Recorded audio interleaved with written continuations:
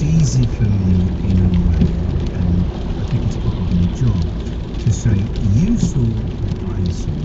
So how did what you saw make you feel? And then quite often when they tell me how they feel, it's based upon sometimes experience, but women, the big difference mostly when women phone up radio shows is to talk about experience as opposed to guys doing opinions.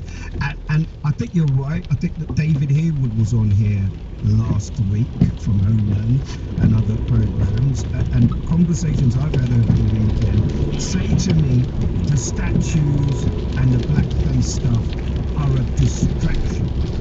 We are talking about what happened to somebody which highlighted a lack of humanity. And what your call has done is refocus this. So let me ask you to help me then. What is it that you would have liked to have heard, liked to have seen, that you didn't see? Well, as I said, I mean, I did watch the news. I watch very little television. I'm not on social media. I only listen to your news. I listen to radio as well. So I listen to the news carefully. Thank you very much. And I actually... Have you seen the video? No, I haven't. And you know, I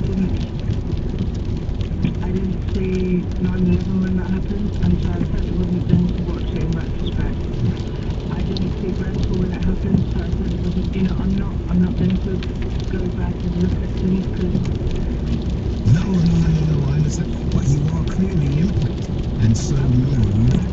I think that the media has to take a lot of responsibility as well. You know, that sometimes it's feeding into the whole.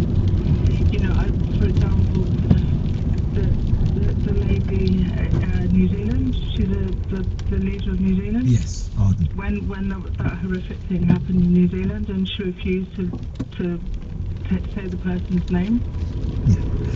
Well, you know, to me, these people are getting too much exposure, and